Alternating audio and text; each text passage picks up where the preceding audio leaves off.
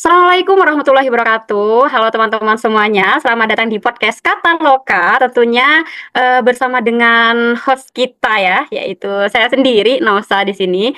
Jadi di podcast Kata Loka kali ini ya teman-teman, di ruang ini nih kita akan merayakan perjalanan seorang perempuan melalui kata dan rasa tentang bagaimana pengalaman hidup, suara hati dan jejak langkah seorang perempuan bisa menjelma menjadi cerita yang menggerakkan. Nah, hari ini kita akan menyelami bagaimana perempuan itu menata kata, mengolah rasa, dan bagaimana menjadikannya itu sebagai atau, sebuah karya yang menginspirasi, seperti itu. Jadi, mari teman-teman pendengar podcast Kata Loka duduk sejenak, tenangkan pikiran, dan biarkan obrolan ini menjadi jendela kecil menuju dunia kreativitas perempuan. Tentunya dengan, narasumber kita nih, kali ini kita akan ngobrol dengan salah satu penulis Data Pustaka, kita sapa dulu ya. Halo Kak Ajeng. Halo Kak Elsa, selamat sore. Oke, gimana nih Kak kabarnya? Alhamdulillah luar biasa nih. Nah, Kakak sebelum gimana? kita sebelum kita ngobrol, secara santai dan berdiskusi secara hangat nih ya Kak Ajeng, boleh banget Kak Ajeng memperkenalkan siapa sih sebenarnya Kak Ajeng ke pendengar podcast Kataloka nih Kak? Oke, perkenalkan aku Ajeng Puji Lestari. Aku tinggal di Cirebon, di kota kecil di Jawa Barat, dan aku mulai suka literasi itu alhamdulillah dari dulu, suka dengan puisi, dengan cerita atau novel. Sekarang aku sudah bekerja di salah satu sekolah swasta juga di Cirebon. Nah, Ya Kak. oke. Berbicara tentang, perempuan dan karya tulis nih ya Kak Ajeng, boleh dong Kak Ajeng ceritakan sedikit tentang, bagaimana perjalanan Kak Ajeng bisa menjadikan menulis ini sebagai salah satu, rekam jejaknya Kak Ajeng nih? Oke, perempuan, kata, dan tulisan ya, itu menurut aku tiga elemen yang tidak bisa dipisahkan di aku ya khususnya, karena untuk menulis sendiri merupakan refleksi sih Kak. Jadi dengan menulis kita itu bisa lebih mindful, bisa lebih menggambarkan perasaan ya, terutama kalau perasaan kan kadang bisa dibilang acak, loncat-loncat juga, tapi dengan menulis ini kita jadi bisa arrange perasaan kita dengan kata-kata dan juga bisa jadi refleksi seperti itu Kak. Untuk perempuan ya, dan khususnya mungkin pribadi dari point of view aku. Oke, nah apa sih sebenarnya makna menulis bagi Kak Ajeng dan, seorang perempuan berani untuk mengambil langkah ini Kak Ajeng? Makna menulis, menulis itu seperti apa ya Kak? Kita tuh menaruh sesuatu hal yang memberatkan perasaan, pikiran itu ke wadah lain sebenarnya. Jadi kita seperti menuangkan yang ada di diri kita yang memberatkan itu ke tempat lain, yang mana sebenarnya saat kita membaca lagi tulisan tersebut itu sebenarnya menjadi cerminan atau sebenarnya bisa menjadi apa ya, parameter kita sebenarnya apa saja yang kita sudah rasakan, dan mungkin di setiap tulisan itu kan kita berusaha memberikan pesan ya, dan pesan itu tuh sebenarnya kembali lagi ke diri kita, kurang lebih seperti itu kalau menurut aku. Nah, oke. Nah, menurut Kak Ajeng sendiri nih ya, apakah seorang perempuan itu memiliki cara yang khas dalam memilih dan merangkai kata nih, Kak? Wah, ini personal sih ya, Kak Ajeng. Ya, benar. Khususnya di buku aku ya, itu semuanya isinya adalah personal, personal feeling yang mana aku tulis berdasarkan perasaan yang aku alami saat menulis tersebut. Dan dengan menulis sendiri, ya aku jadi bisa apa ya, bisa mengontrol atau bisa sebenarnya lebih untuk tidak apa ya Kak, lebih untuk tidak, sorry, untuk sekarang ini kan sosmed banyak ya Kak ya, sudah marak gitu apapun bentuknya. Tapi dengan menulis sendiri aku jadi tune down perasaan aku untuk mengumbar semuanya secara abstrak, dan dan mungkin kalau dimaknai secara dalam itu belum terlalu bermakna, hanya tulisan omelan dan lain-lain. Tapi dengan aku nulis, walaupun sebenarnya tulisan ini tuh banker sih menurut aku, udah lama banget. Jadi ini hanya kumpulan-kumpulan dari beberapa perasaan yang dulu pernah aku rasain, akhirnya jadi tulisan. Dan ya akhirnya menjadi satu wadah yang utuh aja, dan itu bisa aku baca berkali-kali untuk diri aku sendiri. Seperti itu sih, Kak. Oke. Nah, ini kan dari perjalanan hidup Kak Ajeng sendiri ya, apalagi judul buku Kak Ajeng kalau tidak salah itu yang judulnya Kau Tak Jahat, Kau Hanya Bukan Keniscayaan gitu ya Kak Ajeng ya. Ya, Nah, betul. itu Nasa penasaran banget sih Kak Ajeng gimana perjalanan atau pengalaman hidup seperti apa yang sebenarnya terjadi di kisah Kak Ajeng ini sampai mendorong Kak Ajeng bisa menulis gitu. Oke, ya ini aku bilang ini sangat personal ya bukunya buat aku. Dan ya aku tidak bisa menampik bahwa ini adalah perjalanan pribadi, ibaratnya seperti itu. Tapi di perjalanan pribadi ini aku tuangkan beberapa gejolak perasaan dimulai dari butterfly era gitu kan. Terus dimulai dari ada rasa kita sebagai manusia biasa pasti ada rasa berharap kepada seseorang yang ternyata memberikan perhatian lebih dan bisa dibilang harapan itu menjadikan kita jadi ketergantungan sama seseorang yang sebenarnya dia juga tidak punya power untuk menjadikan tempat bergantung. Aku di beberapa part itu lupa bahwa ternyata manusia itu tidak bisa untuk dijadikan tempat bergantung dan akhirnya daripada ya kita itu mengutuk seseorang orang lain dan merasa kita yang dijahatin tapi ternyata setelah aku nulis oh ternyata bukan seseorang tersebut yang jahat tapi justru aku belum mengerti takdir aja gitu sih kurang lebih Kak. Dan dengan Oke. judul itu jujur aku buat setelah tulisannya rampung. Jadi tidak aku tentukan, aku nulis aja, lalu setelah aku garis kesimpulan, oh ternyata menurut aku judul ini yang paling tepat. Memang Oke. untuk chapter Kau Tak Jahat sendiri aku jadikan salah satu judul prosa aku di dalam buku. Tidak aku taruh di belakang sebagai penutup, tapi aku taruh di tengah. Karena eh, di awal itu memang ada beberapa part yang mungkin butterfly era, lalu sadar lagi, lalu habis itu mengerti tentang arti ikhlas, lalu iman, lalu nanti galau lagi, seperti itu kan Kak iman manusia ya. Terus at the end aku pilih salah satu judul yang bisa dibilang menggantung, tapi ya itu akhir dari aku menulis dan aku rasakan gitu. Jadi akhirnya aku buat tidak sistematis bisa dibilang, aku buat inkonsisten sifatnya di buku tersebut. Tapi aku menganggap dengan inkonsisten tulisan atau isi dari setiap konten atau urutan di buku itu, aku menganggap itu adalah ya diri aku manusia biasa yang kadang kadang sadar, kadang galau, kadang sadar lagi seperti itu. Oke Kak Ajeng, jadi dari pengalaman, dari perasaan yang sudah dialami Ya. oleh Kak Ajeng dalam proses kreatifnya ini, nah, apakah kata-kata itu pernah menjadi cara Kakak bertahan atau menyembuhkan diri, Kak? Oh, jujur sebenarnya saat buku ini rilis pun aku niatnya itu untuk merefleksi atau menyembuhkan diri ya Kak. Jadi sudah bertekad sebenarnya dari tulisan yang aku tulis ini justru harus jadi obat buat aku dulu seperti itu. Adapun misalkan aku tidak menampik buku ini aku niat untuk publish salah satunya memang untuk mencari teman ya, mencari teman bahwasannya mm, perasaan itu tidak harus selalu ditumpuk sendiri, tapi bisa dilakukan secara epik, cantik, tersesuai pilihan kita. Dan aku memilih untuk menulis dan membukukan, lalu mempublish. Tujuannya memang untuk refleksi aku, tapi juga untuk aku merasa saat pembaca ini mengerti isi aku ngerasa ditemenin gitu loh. Kurang lebih kayak gitu. Oke, mantap sekali. Nah, apakah ada momen emosional nih Kak Ajeng, emosional tertentu yang paling membekas dan akhirnya lahir menjadi sebuah karya ini? Jadi mungkin bisa nih Kak Ajeng ngambil salah satu kutipan dari isi bukunya nih. Ya Kak. Buku ini overall sangat menguras emosi aku sendiri saat aku baca gitu ya. Eh, tapi aku paling highlight tulisan aku itu di yang punya chapter judulnya itu harapan.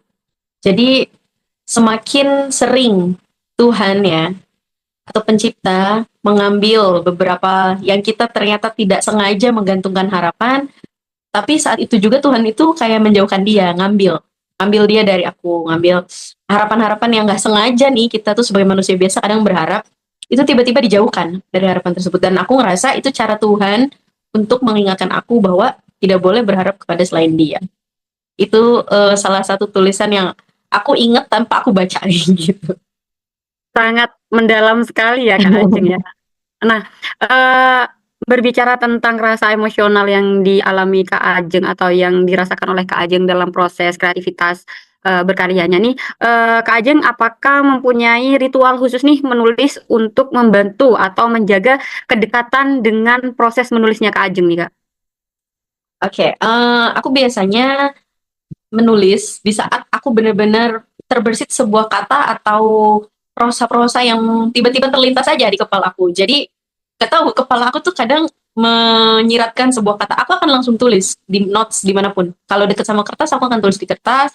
Kalau lagi pegang handphone, aku akan tulis di handphone. Akhirnya, pada saat nanti aku punya waktu, aku bisa mengembangkan. Aku akan draftingnya itu sesuai sama yang ada di otak aku dulu. Lalu nanti aku bikin schedule untuk aku niatkan merampungkan jadi satu chapter. Kayak gitu sih, Kak. Oke, jadi itu ya teman-teman. Jadi teman-teman pendengar podcast Kata Loka nih bisa banget ngikutin tips atau ritual yang pernah dilakukan oleh Kak Ajeng. Nah, menjadi seorang penulis itu kan butuh dengan emosi kejujuran ya Kak Ajeng ya. Betul. Perasaan-perasaan yang perlu kita berikan kepada pembaca kita atau ke diri kita sendiri nih gitu. Nah, Kak Ajeng gimana sih caranya untuk menjaga kejujuran emosi tanpa merasa terlalu membuka diri nih? Ada gak tips dari Kak Hmm, Ajeng? agak berat ya, karena gimana ya, Kak? Itu feeling sih, by feeling. Beberapa part memang aku taruh sangat gamblang itu tentang aku. Tapi karena jujur, aku personally sebagai seseorang yang tertutup juga. Jadi aku yakin dengan membuka cerita ini, eh, private atau privacy aku masih tetap terjaga. Karena to be honest, aku bukan seseorang yang eh, terlihat nampak dalam sebuah perasaan atau hubungannya seperti itu. Tetapi memang mungkin bagi teman-teman yang sudah misalkan merasa ingin menulis tapi takut ke-publish, ketahuan atau lain-lain supaya lebih terlihat implisit, ya bisa beberapa mungkin beberapa latar, tapi tidak dengan karakter ya. Tidak, kalau karakter tidak boleh dirubah atau beberapa perasaan-perasaan tersebut tidak boleh dirubah, tapi bisa diubah latar, waktu itu juga bisa diubah. Lalu mungkin nama kalau misalkan mau buat novel. Kebetulan kalau aku sendiri ini isinya prosa puitik, jadi cerita puisi tapi bentuknya narasi atau cerita. Dan aku buat semuanya secara implisit, tidak begitu gamblang siapa dia gitu kan, tidak dengan nama. Dan eh, aku buat susunan ceritanya pun tidak seolah-olah hanya mengisyaratkan tentang dia, tapi kadang aku point of view aku, juga mungkin aku akan libatkan perasaan aku menyadari kebesaran Tuhan dan lain-lain. Jadi di dalam isinya itu aku buat secara apa ya, dinamis aja sih gitu Kak perasaannya. Oke, mantap Kak Ajeng. Nah, berbicara tentang perempuan, kata dan rasa. Nah, ini Nosa mau menyinggung sedikit tentang perempuan ya Kak Ajeng itu. Jadi kalau untuk Kak Ajeng sendiri ini tantangan terbesar seorang perempuan nih dalam dunia kepenulisan saat ini, apa yang dirasakan oleh Kak Ajeng sebagai penulis Oke. perempuan Indonesia nih? Iya Kak. Oke. Dari sisi yang aku bicara dengan sisi yang cerita fiksi ya, atau misalkan bukan yang tentang akademis, bukan buku non fiksi yang berat seperti itu. Boleh, boleh, boleh. Terlebih kita ini perempuan itu sudah paradigma kita adalah saat kita mengungkapkan perasaan itu dianggapnya kita lebay, ya nggak sih? Iya Iya, kan? Gitu kan? betul, Padahal kita betul, juga betul. punya Iya hak sih. untuk menyuarakan. Dengan adanya maraknya sosial media, menurut aku ruang yang paling aman itu memang menulis dijadikan buku. Jadi kita itu tanpa kesulitan mensortir siapa yang harusnya baca buku kita dan tidak dijudge. Karena mereka yang mencari buku tersebut tanpa lewat di misalkan aku tidak judging juga untuk orang-orang yang berani open sosial media untuk sebuah cerita karena kan online story juga banyak ya Kak. Tapi itu kan balik lagi ke pilihan. Tapi kalau aku pribadi ruang aman aku adalah menulis untuk jejak digital yang luar biasa ya, luar biasa tantangannya bagi juga seorang perempuan gitu. Dan to be honest, aku juga tipikal orang yang overthinking. Jadi mungkin pada saat nanti aku oversharing di tulisan gitu kan, aku malah nanti kepikiran. Jadi aku akan tetap memilih buku yang mana pembaca yang mencari isinya gitu. Dengan aku mewadahkan itu menjadi sebuah buku dan tantangannya sendiri ya memang tantangan yang dari internal ya Kak aku rasakan. Itu tantangan internalnya adalah ketika aku sudah menulis dan menjadikannya sebuah buku lalu pada saat mau submit ini aku tuh mikir keras, ini akan worth it nggak ya, akan dibilang lebay nggak ya gitu. Tapi aku balik lagi, oh enggak, aku tujuan menulis ini, publish buku ini ya tujuannya untuk refleksi diri, dan juga aku ngerasa kalau ada pembaca yang merasakan tulisan aku, ya aku ngerasa ditemanin gitu aja sih. Jujur kalau problem itu keluar dari gejolak perasaan aku sendiri. Kalau dari eksternal, aku merasa alhamdulillah sejauh ini tidak ada tantangan gitu sih Kak. Yang penting Oke. kita ini sebagai perempuan harus bisa memilah tulisan apa yang mau kita tulis, baik di sosial media, di buku, di mungkin di koran ya, di majalah seperti itu. Yang penting kita harus bisa mengukur sebenarnya, kalau memang niatnya untuk dipublish dan dibaca oleh khalayak umum, ya kita harus jaga isi, karakter, nilai-nilai tulisan seperti itu sih Kak. Oke, Kak Ajeng. Nah, tadi sudah sempat disinggung ya sama Kak Ajeng mengenai ruang aman nih. Nah, di sini ruang aman bagi seorang perempuan untuk menulis dan bercerita kayak gitu. Ini ada kaitannya dengan peran penerbit atau komunitas nih, kayak gitu kan. Nah, kalau menurut atau pengalaman Kak Ajeng sendiri nih, peran dari penerbit kita nih, Duta Pustaka atau komunitas Duta Pustaka juga bagi Kak Ajeng gimana nih, Kak?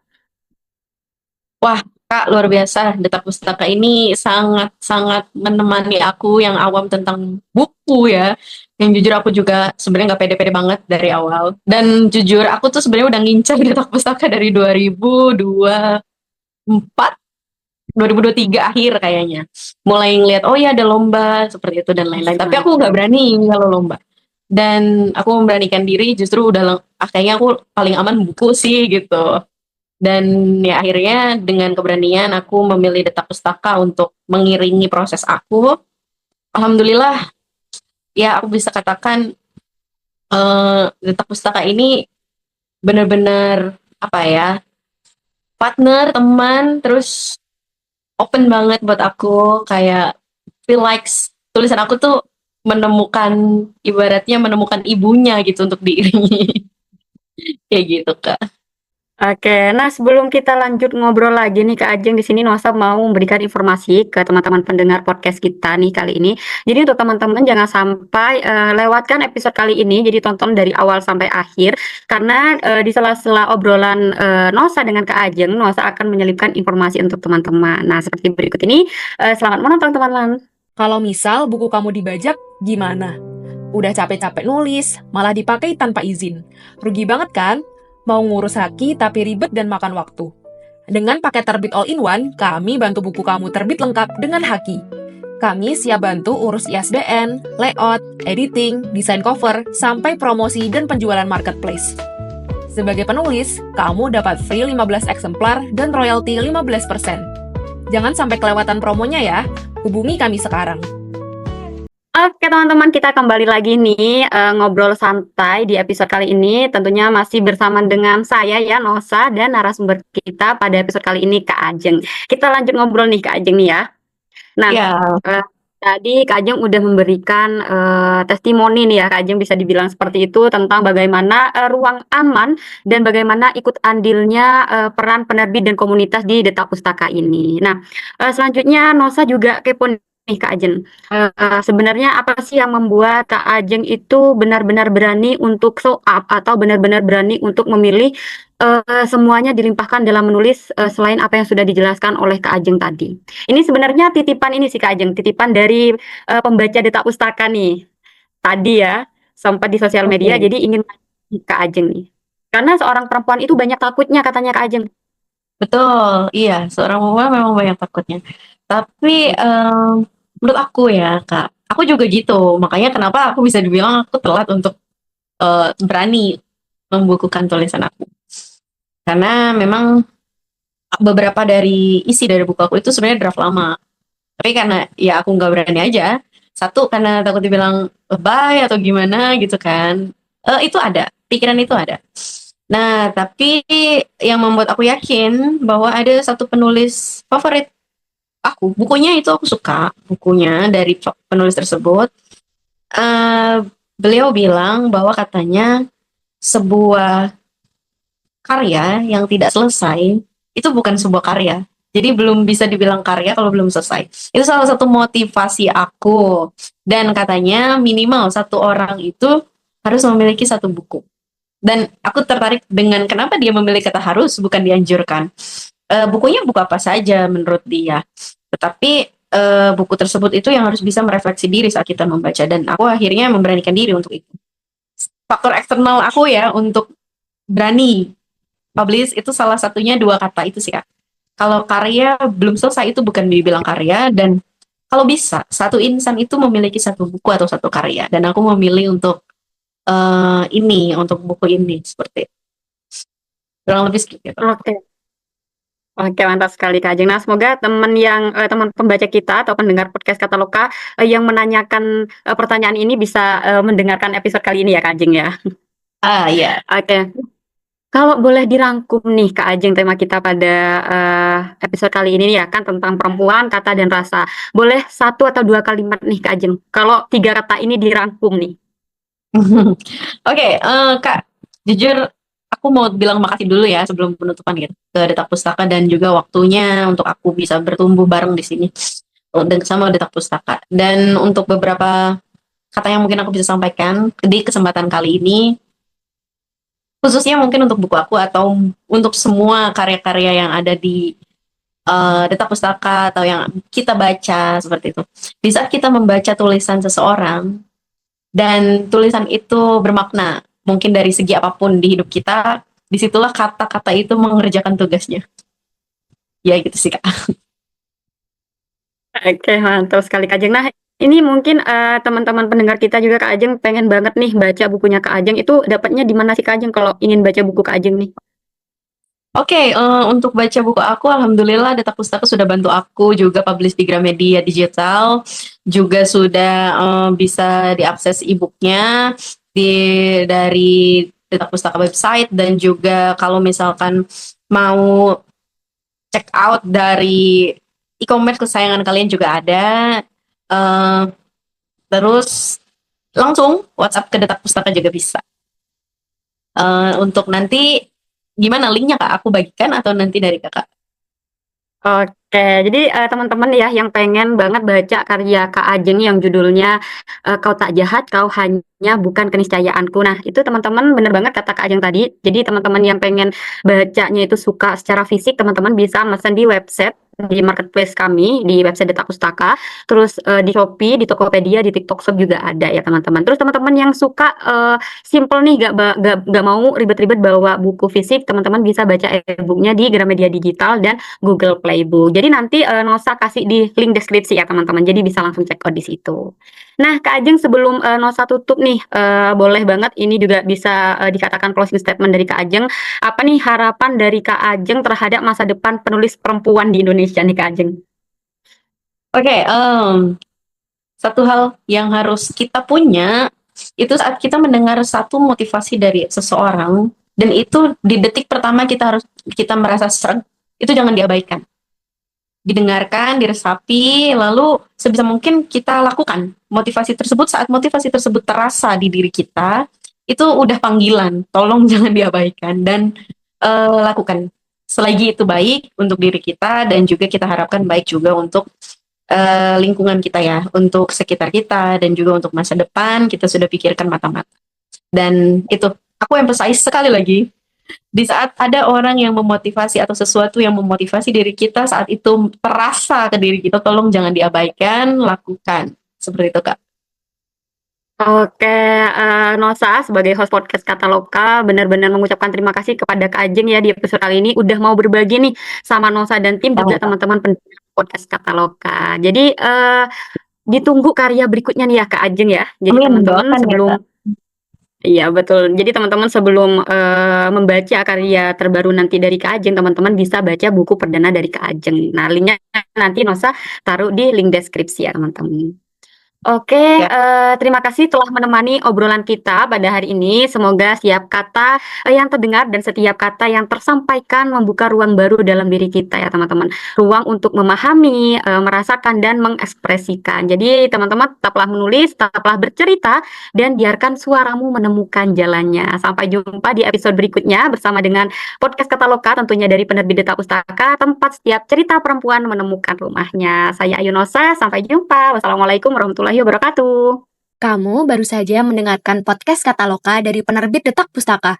Follow media sosial kami dan jangan lewatkan episode seru lainnya setiap minggu. Sampai jumpa dan terus semangat berkarya.